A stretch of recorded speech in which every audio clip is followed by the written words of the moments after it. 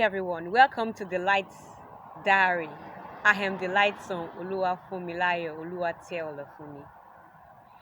Welcome to my space. Yes, the last time we're talking about God's faithfulness, and we always go talk about God's faithfulness in this my diary because God is so faithful to me and He's faithful to you too. If you can sit down to think, then you will know that God is really faithful.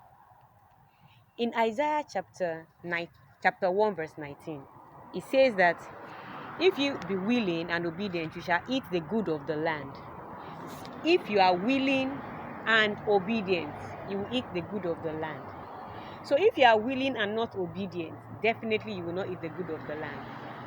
So talking about my marriage again, I was willing, but I wasn't obedient.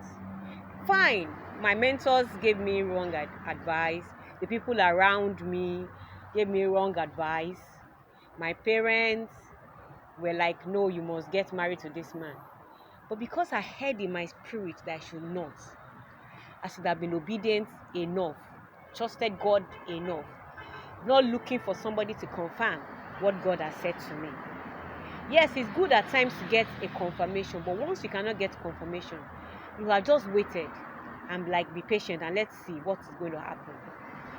That instead of rushing, you just be patient and then you see what will happen. So we got married on December 22, and he disvirgined me on the 24th. After disvirgining me, and he said I'm not the one he's supposed to marry. We had to move back to Lagos the next day. Whereas we planned to spend 7 to 8 days at the place we went for our honeymoon. On getting home, because there was nothing I was doing at home, okay, he said I can resume to my work. So I resumed to work. And a week after, I found out that I was pregnant. A week after, he told me if he had known, he would have waited till January before getting married and he wouldn't have married me. And I was like, why? What have I really done wrong? We just started this journey and you are just saying you shouldn't have. My questions did not get any answer. So I just kept quiet and internalized it and started wondering, maybe I have a problem, maybe there was an issue with me. And at this time, I'd already forgotten that God said wait for 1 year, because I was just thinking, how can somebody be like this? Okay. 2 weeks after the marriage, he told me he needed to go and help his girlfriend to buy a car. That the girlfriend needed to buy a car and he needs to help her to go and get it.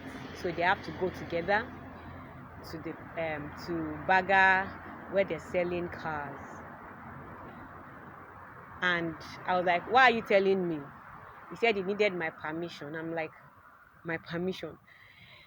If I say don't go, you will still go. So, and if I say go, you will rope me in and say it's because I said you should go that you started following your girlfriend again. So do whatever is right in your own mind. Whatever your conscience is telling you is the correct thing, do it. And please don't tell me anymore. And when we found out that I was pregnant, guess what? Another surprise. He said he's not the owner of the pregnancy. And I'm like, wow. But you disvirgined me and I've not slept with any man before in my life except you. So, how come you are not the owner of the pregnancy? He looked at me and said, we used to go to church and you used to go for meetings and you have all nights. Then it's your pastor that owns the pregnancy. And I'm like, yeah? My past what? I was like, maybe he was joking. But later I realized I wasn't joking. Because every night he would wake me up and ask me to tell him the truth. Who owns the pregnancy? apparently, I found out later that somebody has told him there's a prophecy that have been said to him that he will never give birth to any child. But that wasn't the prophecy that God gave me, because since when I was in GS3, though I said I didn't want to get married, a friend of mine gave me a book about supernatural childbirth. And when I read it, I was like, oh, there's a way to even give birth supernaturally. So I started confessing the words in the book. Go to the scriptures, confess the word to myself, and tell my body that once I get to have sex with my husband, I get pregnant. So because of that, I cannot have sex with anybody, any man, until I marry. If not, I'll get pregnant. And I'm a pastor, so I must not get pregnant.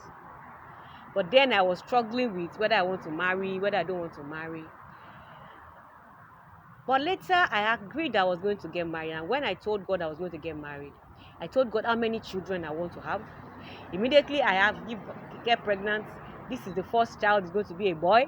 The second one will be a boy. And then the last one will be a girl. I had that covenant with God. And God is faithful. Immediately, I got married. I had sex. And I got pregnant. But he, on the other hand, has a prophecy given to him that he cannot give birth. So they are two contrary. Till we meet again, I remain Delightsome Oluwateolafunmi.